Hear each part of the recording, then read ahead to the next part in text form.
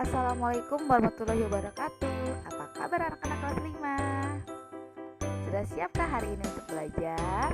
Yuk, sebelum kita belajar, marilah kita berdoa semoga diberikan kemudahan dan kelancaran pada pembelajaran kita hari ini. Berdoa mulai. Hari ini kita akan belajar tema 6, panas dan perpindahannya, subtema 3, pengaruh kalor terhadap kehidupannya, pembelajaran 2.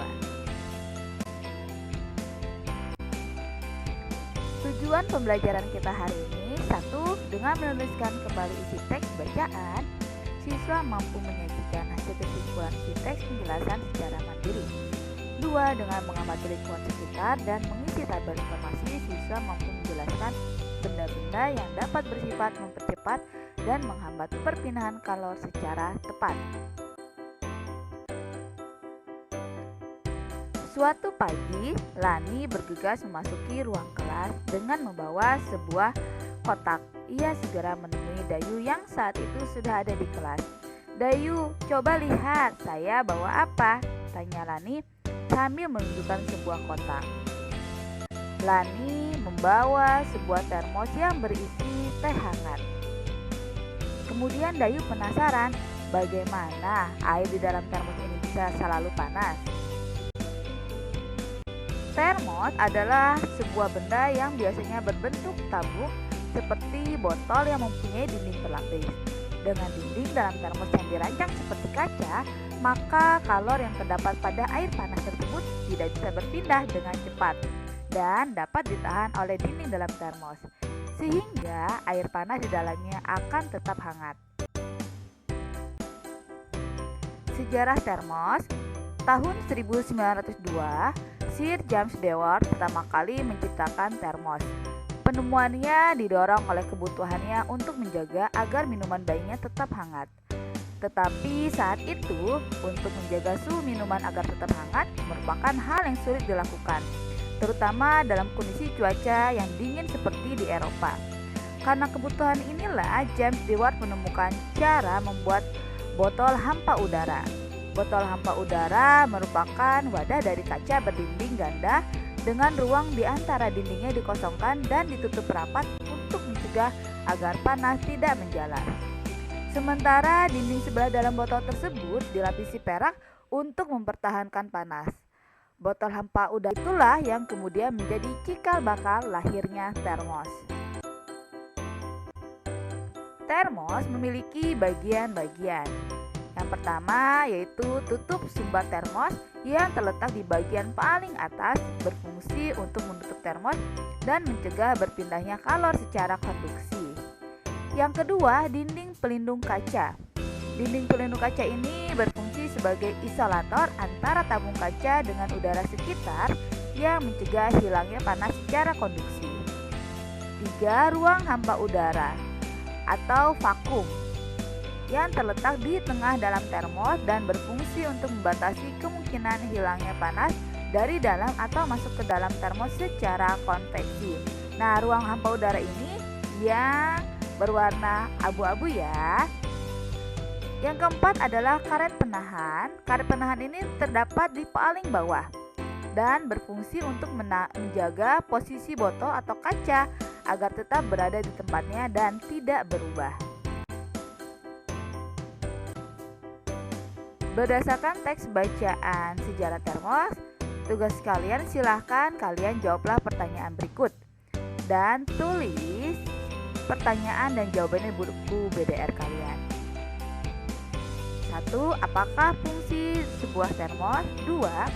Apa saja bahan yang digunakan untuk membuat termos pada masa itu? 3. Gambarlah bagian-bagian termos sesuai bacaan tersebut.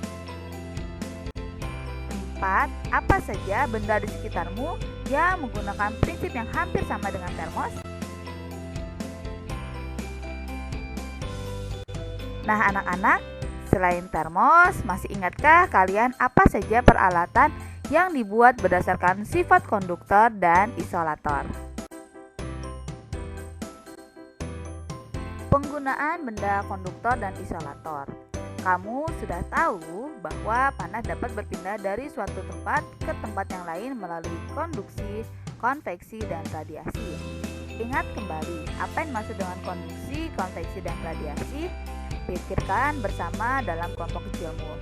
Barang-barang dalam kehidupan sehari-hari banyak memanfaatkan sifat benda sebagai konduktor dan isolator. Benda apakah itu? Selimut dan panci merupakan benda yang memanfaatkan sifat ini. Selimut memerangkap udara. Udara adalah isolator sehingga tidak menghantarkan panas yang keluar dari tubuhmu. Dengan demikian, badanmu tetap terasa hangat. Terbuat dari apakah panci? Panci terbuat dari bahan logam, misalnya aluminium. Aluminium merupakan penghantar panas yang baik. Panci akan menghantarkan panas ke makanan yang dimasak. Pegangan panci terbuat dari plastik. Plastik merupakan isolator sehingga kamu tidak akan kepanasan ketika memegangnya. Mesin mobil dan motor terbuat dari bahan yang dapat menghantarkan panas. Mesin memerlukan panas untuk memperoleh kinerja mesin yang ideal. Karena itu, mesin dibuat dari bahan konduktor sebagai penghantar panas. Dari uraian di atas, kamu sudah tahu mana bahan yang bersifat konduktor dan isolator. Selain selimut dan panci, tentu kamu dengan mudah menjumpai penggunaan benda yang bersifat konduktor dan isolator dalam kehidupan sehari-hari. Penggunaan prinsip konduktor dan isolator juga dapat diterapkan secara bersamaan pada sebuah alat. Contohnya yaitu pada setrika. Pada bagian bawah setrika menggunakan bahan yang bersifat konduktor, sedangkan untuk pegangannya menggunakan bahan yang bersifat isolator.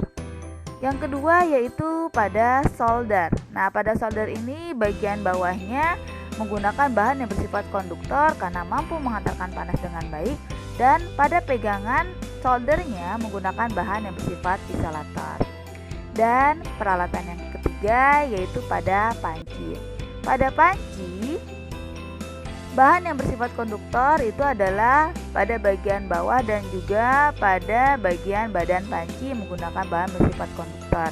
Sedangkan untuk pegangan dan tutup pancinya menggunakan bahan isolator sehingga memudahkan kita pada saat memasak.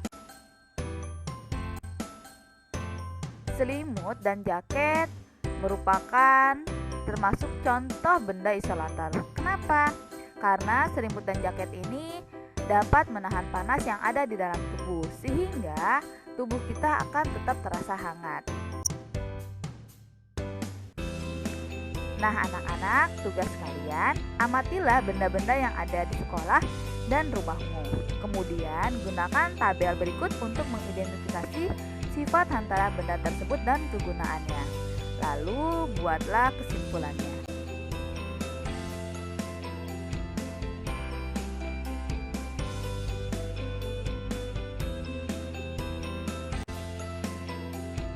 Demikian pembelajaran kita hari ini. Terima kasih. Wabillahi taufik wal hidayah. Wassalamualaikum warahmatullahi wabarakatuh. Tetap semangat belajar dari rumah. Sampai jumpa.